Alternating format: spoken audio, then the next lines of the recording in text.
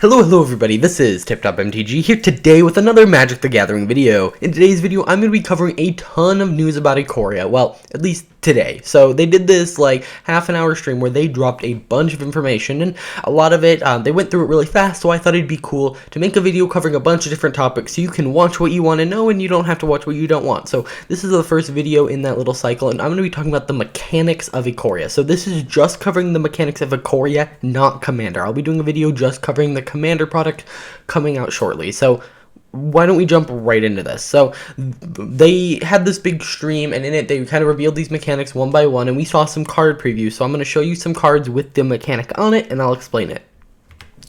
So this is Karuga, the Macro Sage, and the mechanic we're looking at here is called Companion. And it says, Companion, your starting deck only contains cards with converted mana cost 3 or greater and land cards. So it doesn't actually explain what the mechanic does, but they explained on stream. Basically, what it is going to do is, if you meet this requirement, so if your starting deck contains only cards with converted mana cost 3 or greater, then you can start with this exiled, basically, and then anytime during the game, you can cast this spell. So it's very similar to Commander in the fact that you just always have access to the spell, and it says whenever it enters the battlefield, draw a card for each other permanent you control with converted mana cost 3 or greater. So in this way, you can almost make standard Commander, which I think is pretty cool, saying that Commander is one of the most popular format.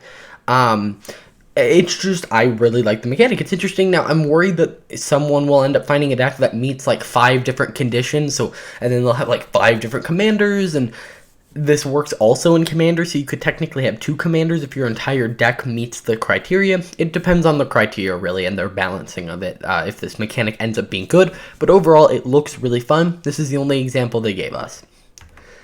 Next, we have Mutate, which we already knew about, but we didn't know what the mechanic actually did. And so this is a Luna Apex of Wishes, which is actually one of the mythics from the main set. It's a beast elemental dinosaur, but here's what Mutate does. So you pay a mana cost, and then it says if you cast a spell for its Mutate cost. So they showed an example where it was cheaper, and they showed an example where it was more expensive to mutate. It says if you cast a spell for its Mutate cost, put it over or under target non-human creature you own, then they mutate into the creature on top plus all abilities from under it. So if you guys don't understand what that means, basically so you're gonna have a creature on the battlefield. It could be any creature. The creature does not have to have mutate. So you could have a Llanowar Elves, right? And then you could mutate this on top. And so whatever creature's on the very top is what will have the power and toughness. And so yeah, you generally want to put the biggest creature, or like the creature with the best types, on top. Now, I don't know how this works with Legendary, for instance. If you were to put a card on top of this, does this lose Legendary? They didn't really answer that. I would assume so. And you can kind of see how you would read the card on the right.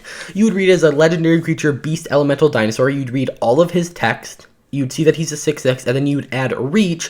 Whenever this creature mutates, you may discard a card if you do draw a card. So those would be his entire like rules text if it was just one card.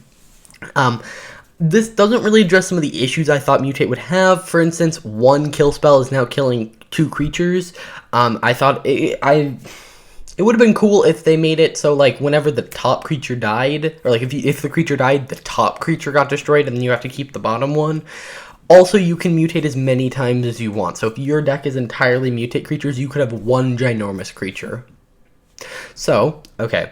Now, why don't we jump into the next mechanic, which is just cycling. They didn't show any example cards for this one, but they've had it many times in the past. Actually, they added cycling lands to Historic in the last Historic Anthology, so I think it makes a lot of sense. Maybe this should have been something I threw in my prediction video, but overall, I think that it's going to be good. If there's really expensive spells, it'll be nice if they have cycling. And then our last mechanic is keyword counters. We kind of knew about this one already, so we kind of knew about 2 of these mechanics. And this is basically, it'll reference a keyword counter, and it'll give that creature that keyword. That's pretty simple, but this card's actually pretty interesting and something I didn't think about. You can do more with that. For instance, this allows white to do some really interesting recursion, but because of the flying counters, it ends up not being that busted without, the help of other cards. So overall, I think that the mechanic is pretty good. If I had to rate them in terms of how much I'm excited, I'm actually like the most excited to build the deck around Companion. then Mutate, then the counters, and then Cycling. Cycling is kind of just a nice addition to any card, which is why I like the mechanic. You don't have to have a Cycling deck. You could, but it could also just be a nice addition to any deck. Alrighty guys, that's going to do it for this video. If you enjoyed, please hit that like button, subscribe, and I'll see you guys in the next video. Bye.